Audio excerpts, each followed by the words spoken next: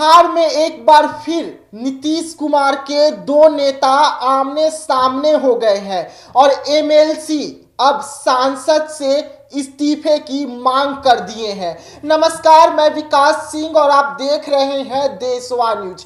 जी हां, बीजेपी नीतीश कुमार की party JDU को लेकर हमेशा से कहती आ रही है कि जेडीयू अब एक डूबती हुई जहाज है और यही कारण है कि अब मध्य प्रदेश में जेडीयू को बड़ा झटका लगा है और जेडीयू के जो विधायक प्रत्याशी थे वो बुरी तरीके से चुनाव हार गए, जिसके बाद जेडीयू के जो सांसद थे उन्होंने इस पर चुटकी ली और उन्होंने साफ तौर पे कह दिया कि इंडिया गठबंधन के सूत्रधार नीतीश कुमार है और नीतीश कुमार जिस तरीके से इंडिया गठबंधन बनाए थे, लेकिन इंडिया गठबंधन को बड़ी शिकस्त मिली है और 3 राज्यों में हार का सामना करना पड़ा है। जो जनता है उन्होंने मोदी के नाम पर वोट दिया क्योंकि मोदी के जो कार्यकर्ता थे उन्होंने नारा लगाया, मोदी है तो मुमकिन है, मोदी है तो गारंटी है। और यही कारण रहा कि मोदी के इस नारे पर लोगों ने बहुमत दिया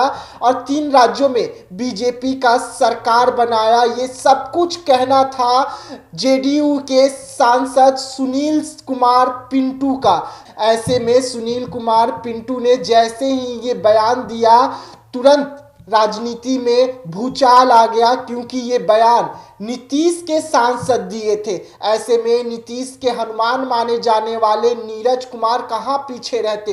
नीरज कुमार ने इस बयान को हाथों हाथ लेते हुए सुनील कुमार पिंटू पर जमकर हमला किया। उन्होंने साफ तौर पे कह दिया कि सुनील कुमार पिंटू जो है वो जेडीयू के सांसद है, जेडीयू के नाम पर वोट लिए थे और उन्हें जनता बहुमत देकर जिताई थी।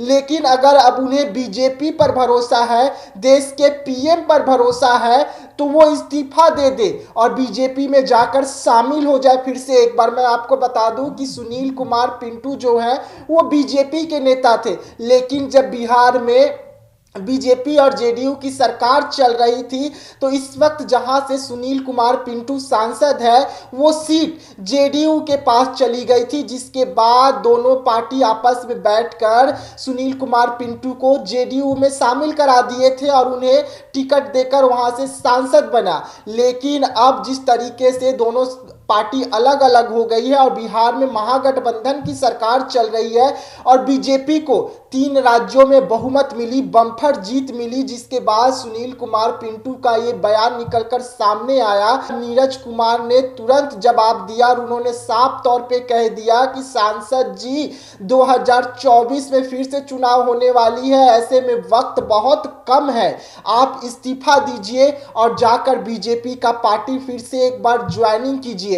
अब देखने वाली बात होगी कि जिस तरीके से नीतीश के 2 नेता फिर से आमने सामने हो गए हैं, इस मैटर को नीतीश कुमार और ललन सिंह कैसे हैंडल करते हैं, क्योंकि नीतीश कुमार के एमएलसी और सांसद आमने सामने हैं, एक दूसरे का इस्तीफा मांग रहे हैं क्योंकि नीरज कुमार ने सांसद का इस्तीफा मांग लिया है और ये इस्तीफे की मांग अब कहां तक जाकर थमेगी ये भी देखने वाली बात होगी। तो फिलहाल देशवा न्यूज में इतना ही। देश दुनिया की तमाम खबरों के लिए बने रहिएगा देशवा न्यूज में। तब तक के लिए मुझे दीजिएगा इजाजत। धन्यवाद।